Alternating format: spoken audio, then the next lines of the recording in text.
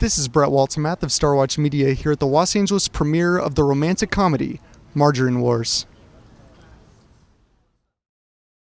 Mr. Monroy, Brett with Star Watch Media. Spice up your late night. Can you please tell us a little bit about the project? Hey, Brett. Good to see you and be here on Always. Your Star Watch. I mean, I see you a man of many talents. I try. Multitasking like us all. That's how we've met, right?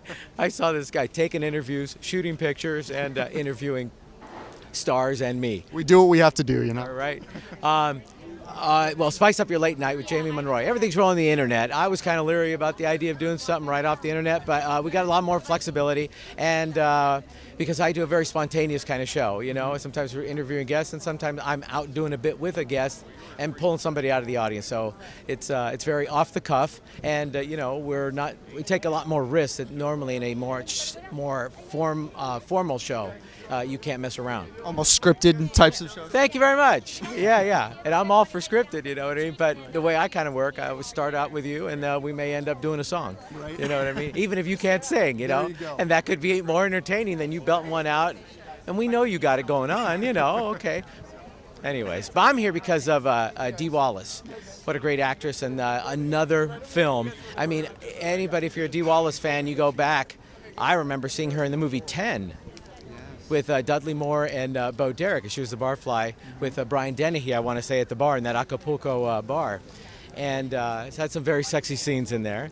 And, you know, you're in there with Bo Derek, you know, you're keeping up with some very sexy lady, you know what I mean? But to see her career through the years and to know her as a person, an acting coach and television star and motion picture star of over, she's got to be up to 100 movies, you know. And the longevity of her career as well, along with her success. Yes, I guess that's what I'm trying to say, the longevity in an industry that is always changing, and she continues to just flow with it. And she just puts out such great energy, so I'm here for Dee.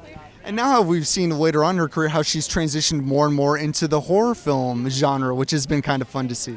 Yeah, isn't that wild, right? I mean, you know, we all know her, I guess, in many ways as the mom you love from E.T., of course, but she just wanted to also show that she could be in the horror pictures and create another image, still channeling all of her artistic talent.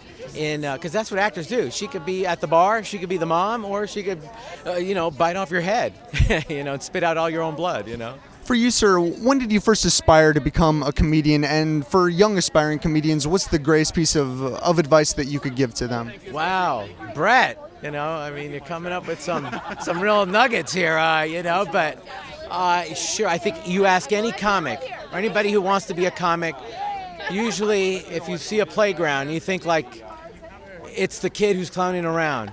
I say, no way. You want to find out the next comic?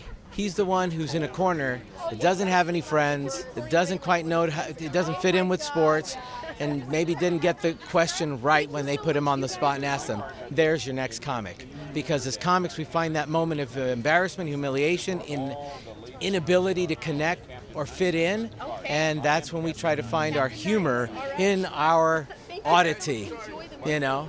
When dealing with the type of comedy, I believe you said earlier, kind of off-the-cuff comedy, really dealing mainly with a live audience, is preparation still very key in that to make that work successfully?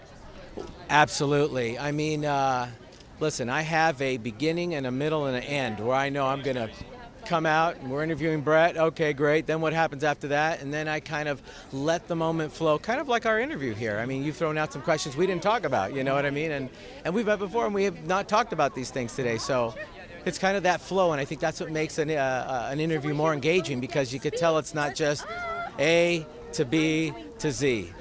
Yes. Almost a give and take, as well as in comedy? Yes, very much. You got to go with the flow, read the person that you're talking with. Some people are not very, they don't give you a lot, so you kind of got to help them along. And other people, you don't know when to shut them up, right?